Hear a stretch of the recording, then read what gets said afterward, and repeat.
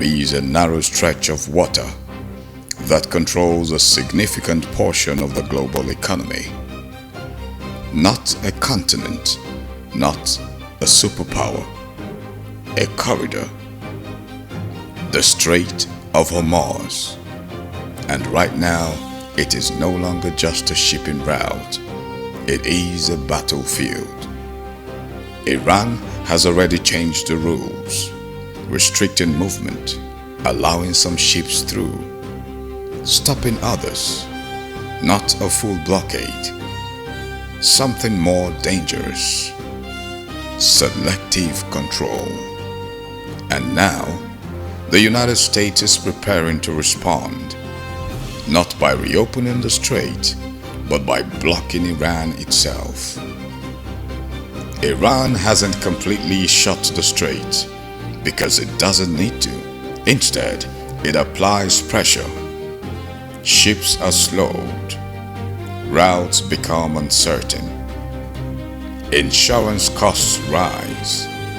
A few vessels pass. Many hesitate. And that hesitation is enough to move global markets. Oil prices rise, not because supply is gone, but because access is no longer guaranteed. This is not a blockade. This is leverage.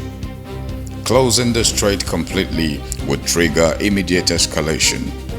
So Iran uses a different model: disruption, fast attack craft, surveillance, intermittent interference.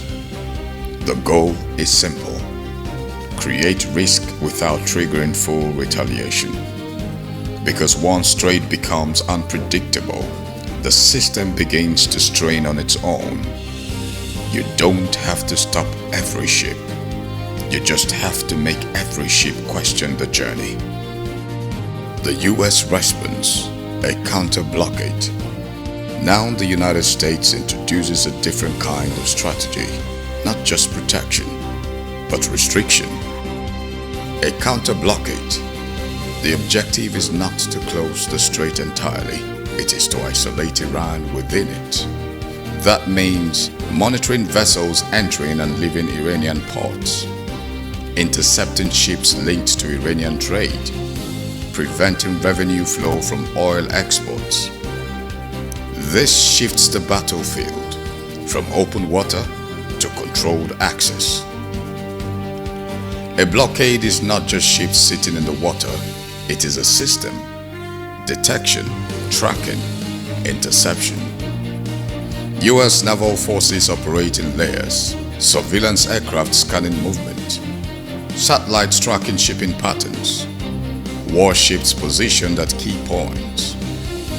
When a vessel is identified, it can be monitored, stopped, redirected, and if necessary, escalated. The focus is not random ships, it is Iranian trade, specifically oil, because oil is Iran's primary revenue source, and in war, revenue equals endurance. Cut that flow and you weaken the system behind the conflict. But this is not open ocean.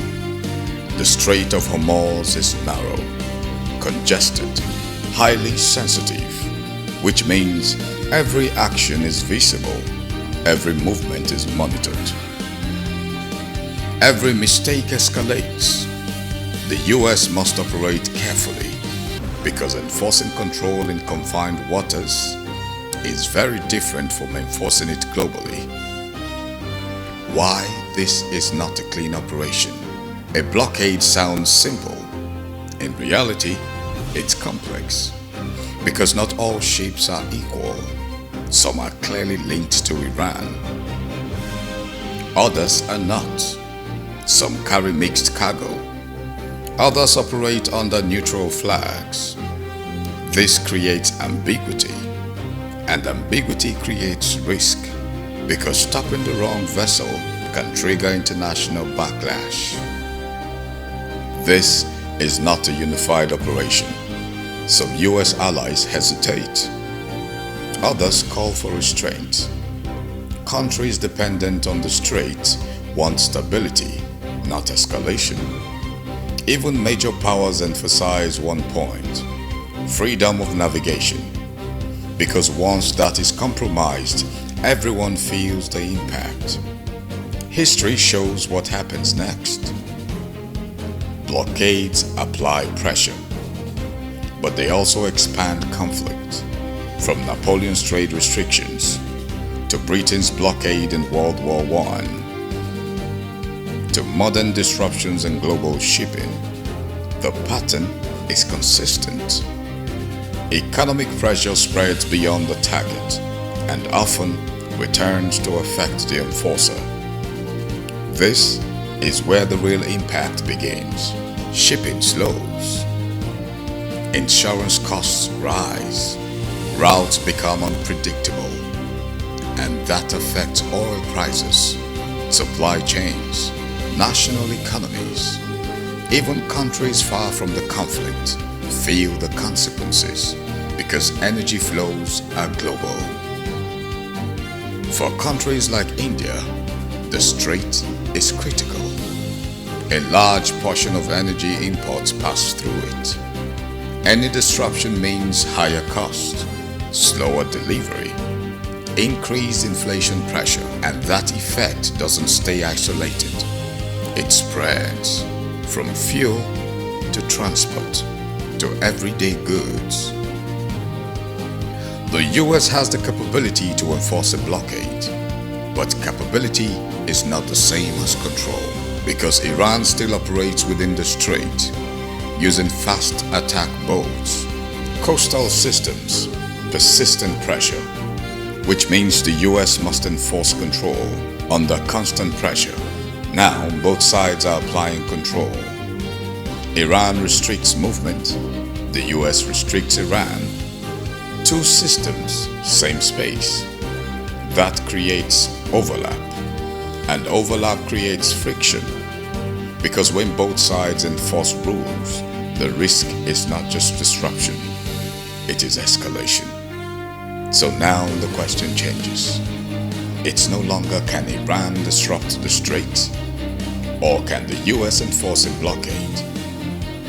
The real question is, who controls the rules of movement in a space where both sides are enforcing control at the same time? Because in the Strait of Hormuz, control is no longer about dominance, it's about persistence. And when two sides refuse to step back, the outcome is never stable. And that leads to the next question. If both Iran and the United States are trying to control the same choke point, then what happens when control itself becomes the conflict?